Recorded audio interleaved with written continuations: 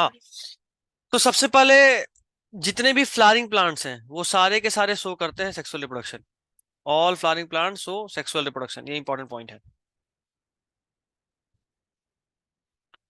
All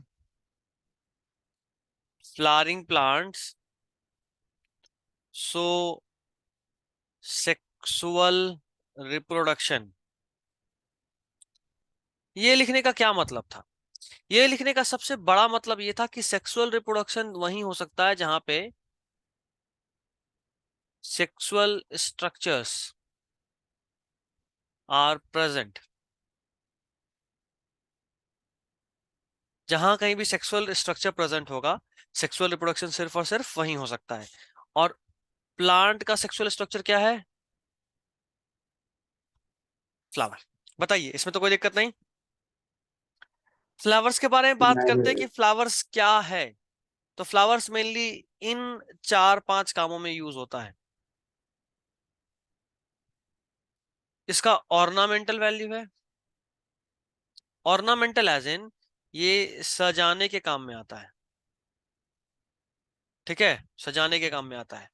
S for social, किसी भी सामाजिक। ये सही है स्पेलिंग या गलत है ये तो नहीं पता, बट यहाँ पे होना तो ऐसा ही चाहिए, सामाजिक काम में आता है। सी फॉर कल्चरल, हमारा कल्चर, जो भी हमारा इतिहास है, जो भी हमारा सभ्यता है, ठीक है, ये उसका एक फीचर है, एक उसका पार्ट है। जैसे मान लो कोई भी नेशनल फेस्टिवल है, तो ये हमारा कल्चर है।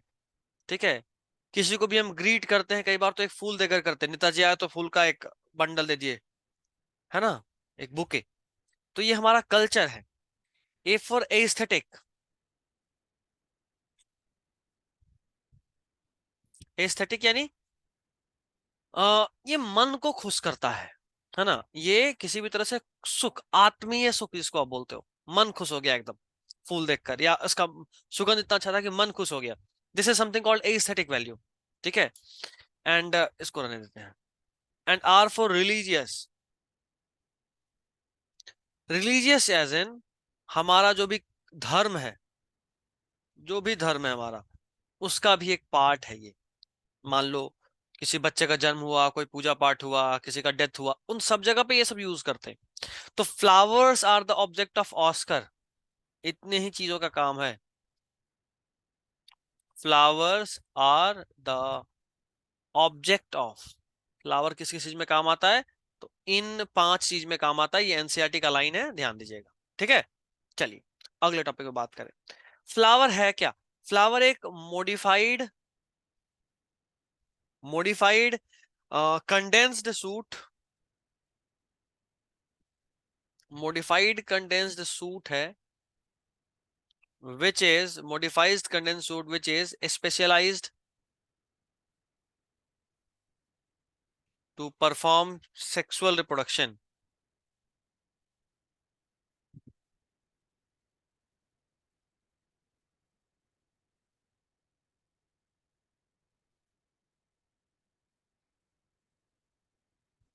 ठीक है, तो ये है क्या? ये एक मॉडिफाइड, मॉडिफाइड एज इन इसमें बहुत सारा मॉडिफिकेशन हुआ है, बहुत सारा मॉडिफिकेशन हुआ है। जैसे आप समझना, ये जो कंडेंसेशन ऑफ रूट है, कंडेंसेशन ऑफ रूट मतलब कि जो भी मेरा रूट था उसको, ये सॉरी, कंडेंसेशन ऑफ सूट है, जो भी मेरा सूट था उसको बहुत, उसका लेंथ अभी बहुत ग्रो होना था लेकिन उसको बहुत कम में सिमटा दिए, बहुत कम में सिमट गया, वो कंडेंस्ड हो गया। ठीक है, तो it is a modified condensed shoot. इसको नीचे कर देता हूं। It is a modified condensed shoot which is specialized to perform sexual reproduction. ठीक है, इसका ग्रोथ इस तरह से हुआ है कि सेक्सुअल रिप्रोडक्शन को परफॉर्म करे। ठीक है, नेक्स्ट पॉइंट लिखिएगा। एक टर्म है floriculture.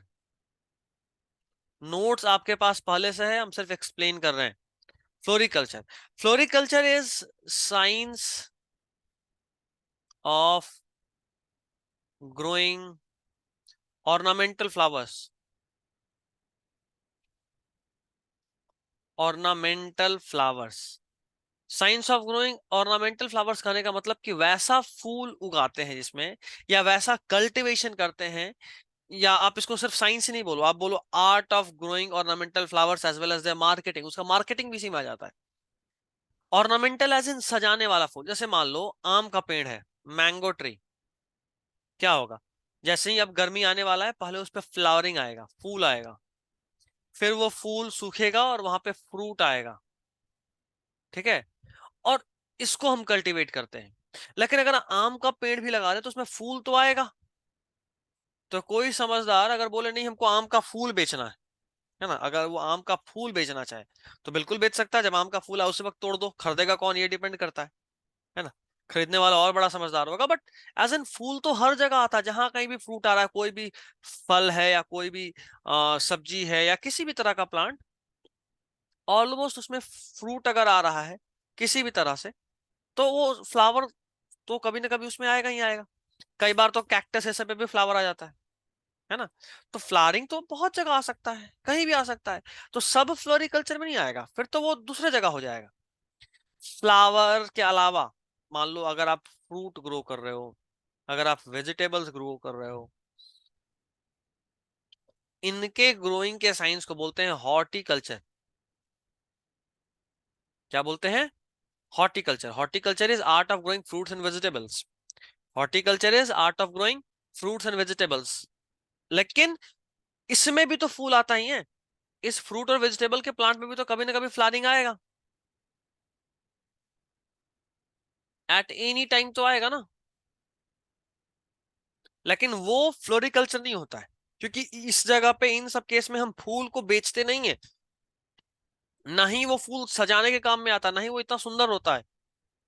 So what basically floriculture is, कि it is the art of growing ornamental flowers.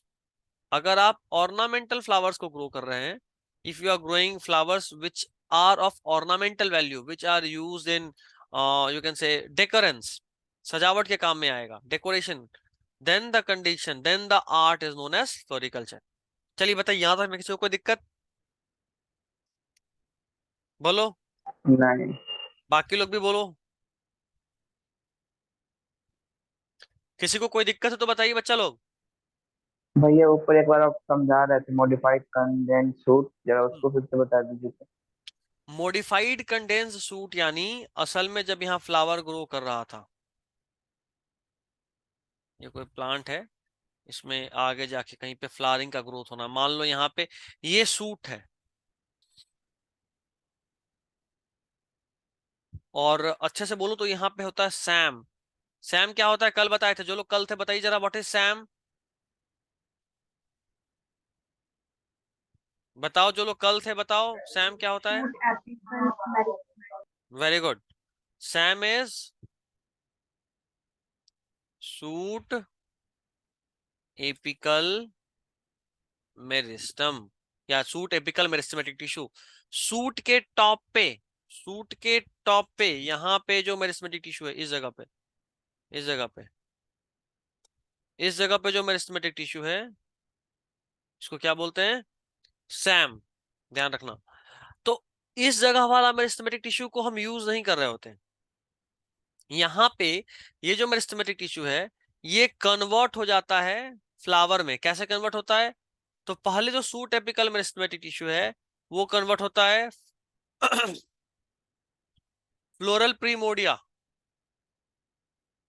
Floral floral primordia में। यानी एक फ्लावर का initiation, initiation of flowering is called floral primordia. तो बहुत बेसिक चीज में कन्वर्ट होगा, पहले सूट कन्वर्ट होगा फ्लोरल प्रीमोडिया में, वहां से फिर और फ्लोरल इन्फ्लोरेसेंस में कन्वर्ट होगा, फिर फ्लोरल बर्ड में कन्वर्ट होगा, है ना। तो मेरे कहने का मतलब ये है कि जो सूट था वो पहले बहुत कंडेंस्ड होगा। सूट तो अनलिमिटेड ग्रोथ वाला होता है, लेकिन वो पहले कंडेंस होगा, सिमटेगा, सिमटेगा बहुत छोटे जगह में, और फिर वो मॉडिफाई होकर फ्लावर में कन्वर्ट हो जाएगा so as to perform sexual reproduction. बताओ अब कोई दिक्कत है तो? नहीं। ठीक है, फिर आगे बढ़ते हैं। फ्लोरिकल्चर के बाद फ्लावर के बारे में एक लाइन लिखा होगा नोट्स में कि flowers are the morphological and embryological marvel. Flowers are morphological and embryological marvel. Morphological and embryological marvel, marvel मतलब ऑलमोस्ट चमत्कार है, ठीक है। मॉर्फोलॉजिकल चमत्कार कैसे? आपने एक फ्लावर में क्या क्या डाला है ये देखो।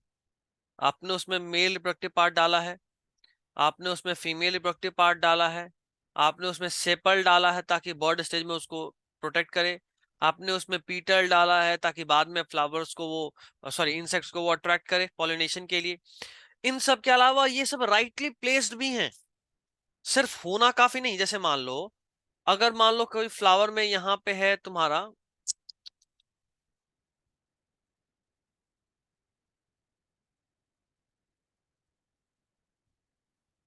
अरे यार कोई नहीं, यहाँ पे थोड़ा सा खराब हो गया बट चलो, ये एक फ्लावर का यहाँ पे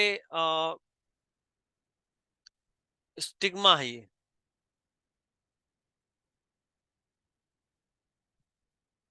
स्टिग्मा ये हो गया तुम्हारा स्टाइल और ये हो गया तुम्हारा ओवरी,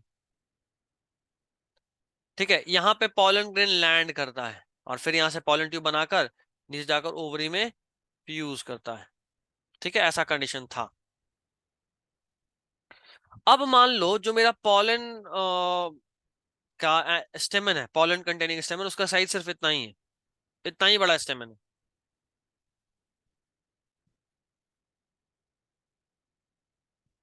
क्या लगता है अब यहां से पॉलन ग्रेन उछल के यहां तक पहुंचेगा क्या?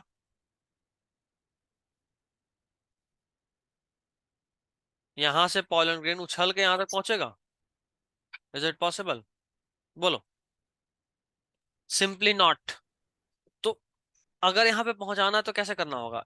या तो यहाँ पे जो स्टेमन का साइज है वो इसके बराबर या इससे बड़ा कर दो, तो यहाँ से पॉलन गिरने का चांसेस बढ़ जाएगा। तो कहने का मतलब इतना कि ये सिर्फ इनका होना ही काफी नहीं था, वो बहुत ही राइटली प्लेस थे, एकदम सटीक तरीके से प्लेसमेंट था, ताकि जो मेरा फ्लावर है वो अपना सारा काम खुद से कर पाए। तो ये कोई चमत्कार से कम नहीं। That is why you are calling flower as morphological marvel. और इम्ब्रायोलॉजिकल भी आप इसलिए बोल रहे हो क्योंकि इसके अंदर जो इम्ब्रायो बनता है वो इतने अच्छे सटीक तरीके से बनता है, हर तरीके से वो प्रोटेक्टेड रहेगा। हर तरीके से आप समझो कि उसके पॉलिनेशन के बाद से जब तक वो ग्रो कर रहा है तो उसका फूड कहाँ से मिलेगा, स्टोर्ड कैसे होगा, है ना, एक हैबिटेट से दूसरे हैबिटेट ट्रांसफर कैसे होगा, सब कुछ का तैयारी है। And that is why flowers are morphological and embryological marvel. And you all, as you all know, flowers are the site of sexual reproduction. They are the site of sexual reproduction. बताइए किसी को कोई दिक्कत है इसमें? तो यहां तक में किसी को कोई भी दिक्कत हो तो बताइए, नहीं दिक्कत है तो ये एम्ब्रियोलॉजिकल भी मार्वल बताइए। फिर से बताइए। इम्ब्रायोलॉजिकल मार्वल यानी यहाँ पे इम्ब्रायोलॉजी से रिलेटेड हर चीज एकदम सटीकता से, पॉलिनेशन के बाद से इम्ब्रायो का फॉर्मेशन, इम्ब्रायो का इम्प्लांटेशन कैसे हुआ, इम्ब्रायो को खाना कहाँ से मिलेगा, है ना, ये सब कुछ, इम्ब्रायो ग्रो कर रहा है, इम्ब्रायो के ऊपर प्रोटेक्टिव लेयरिंग होना चाहिए, इम्ब्रायो को सीड में कन्वर्ट करना है, सीड को एक जगह से दूसरी जगह पे ट्रांसफर करना है, सब कुछ का तैयारी होता है सीड लाइक फ्लावर में। That is why it is also called embryological marvel. और बोलिए बेटा, और कुछ पूछना है यहाँ तक में किसी को कोई दिक्कत तो बताइए। एक स्लाइड ये था, अगला स्लाइड ये है, और बताइए अगर इसमें भी कहीं कोई दिक्कत है तो बोलो। नहीं भैया। चलो ठीक है। अब अगर हम बात करें फ्लावर का, तो फ्लावर में 4 वर्ल होता है। Flower has 4 whorls. 4 whorl, whorl यानी आप समझो पार्ट। अगर और अच्छे से बताएं तो रत्न, हीरा। फूल के पास 4 रत्न है, यानी 4 मेन पार्ट है, ठीक है, सबसे इंपॉर्टेंट पार्ट। एक फ्लावर को जब हम क्लासिफाई करते हैं तो सबसे पहले हम उसको दो पार्ट में क्लासिफाई कर सकते हैं ऑन द बेसिस कि जो भी पार्ट उसके पास है वो एसेंशियल है या नॉन एसेंशियल है। एसेंशियल वर्ल्ड या फिर नॉन एसेंशियल वर्ल्ड। एसेंशियल है या नॉन एसेंशियल है, सबसे पहला पॉइंट तो यही बनता है। अब अगर हम बात करें एसेंशियल किसको बोल रहे हैं, नॉन एसेंशियल किसको बोल रहे हैं, आखिर बेसिस क्या है मेरा। तो एसेंशियल या नॉन एसेंशियल का जो मेन बेसिस है वो ये है कि डायरेक्टली रूल होना चाहिए रिप्रोडक्शन में। मस्त मत लिखो, लिख देते हैं as direct role in sexual reproduction.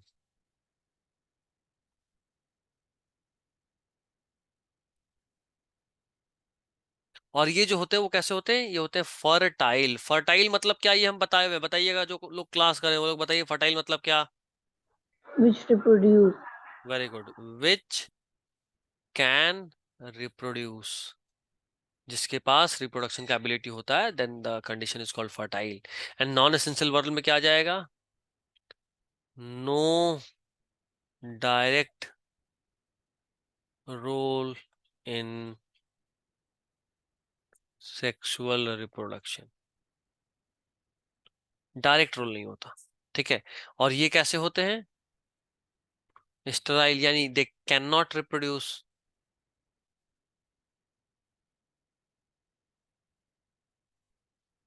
समझ रहे हो यहां तक, या कोई दिक्कत है बताओ। नहीं। कोई दिक्कत नहीं, आगे बढ़ो। चलो, यहां पे अगर हम बात करें एसेंशियल वर्ल्ड में तो दो होता है मेन, एक है एंड्रोइशियम और दूसरा है गाइनोइशियम। एंड्रोइशियम जो होता है वो मेल होता है, गाइनोइशियम जो होता है वो फीमेल पार्ट होता है। एंड्रोइशियम के यूनिट को बोलते हैं, the unit is called stamen. ठीक है, उसी तरह गायनोइशियम के यूनिट को क्या बोलते हैं, यूनिट। स्टेमेन क्या है, यूनिट। गाइनोइशियम के यूनिट को क्या बोलते हैं, it is called either pistil और you can also call it as carpel. क्या है ये, यूनिट। ठीक है, चलिए, तो ये दोनों एसेंशियल वर्ड थे। गाइनोइशियम मेल पार्ट है, सॉरी गाइनोइशियम फीमेल पार्ट है और एंड्रोइशियम मेल पार्ट है, ये तो आप समझ गए हैं, सब कुछ लिखा हुआ है। जब आप नोट्स देखिएगा वहां पे सबको डिटेल में भी एनालाइज कराऊं। नॉन एसेंशियल वर्ड का बात कर लेते हैं बेटा। एक होता है यहाँ पे कैलिक्स और दूसरा होता है कोरोला। इनको समझने का सबसे अच्छा तरीका है, इसका यूनिट याद रखो। कैलिक्स जो है ये, अच्छा एक और बात, ये थोड़ा सा वैसे उल्टा हो गया है। कैलिक्स ये फर्स्ट वर्ल है, कोरोला सेकेंड वर्ल है, एंड्रोइशियम थर्ड वर्ल है एंड गाइनोइशियम फोर्थ वर्ल है। ये कैसे बोल रहा हूं, फर्स्ट वर्ल यानी अगर आप किसी फूल को देखोगे सबसे पहले कैलिक्स आता है, यानी सबसे पहले सेपल आता है। सेपल इज द यूनिट, वो हरा हरा वाला पार्ट किसी फूल के नीचे वाला जो बर्ड स्टेज में उसको कवर करता है, प्रोटेक्ट करता है। उसी तरह उसके बाद आता है petal, the second is petal,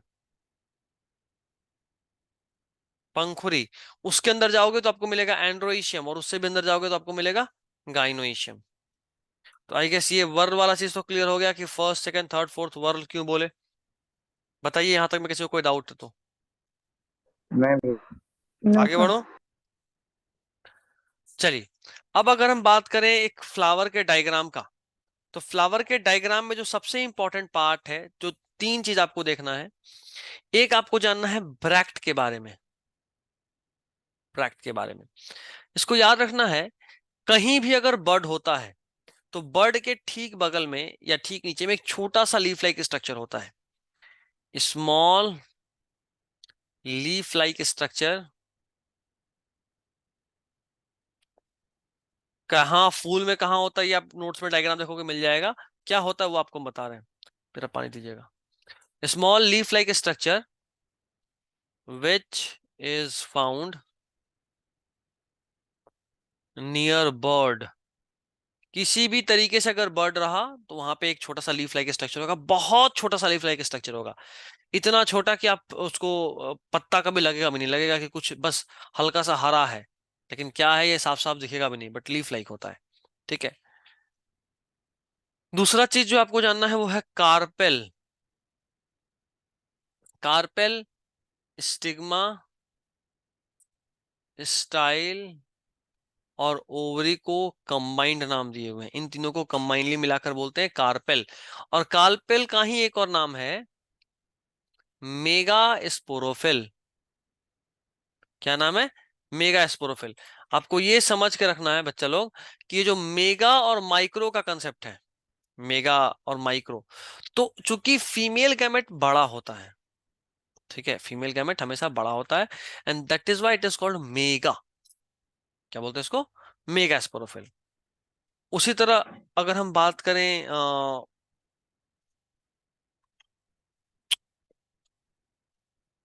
उसी तरह अगर हम बात करें इसका, दैट इज सॉरी, कार्पेल के बाद था पिस्टल या स्टेमन, सॉरी, स्टेमन का। स्टेमन में क्या होता है? एंथर होता है और साथ में फिलामेंट होता है, एंथर एंड फिलामेंट। तो ये जो कि अच्छा, ये minded, this is female part overall and this is overall male part. तो स्टेमन को बोलते हैं माइक्रोस्पोरोफिल। क्या बोलते हैं?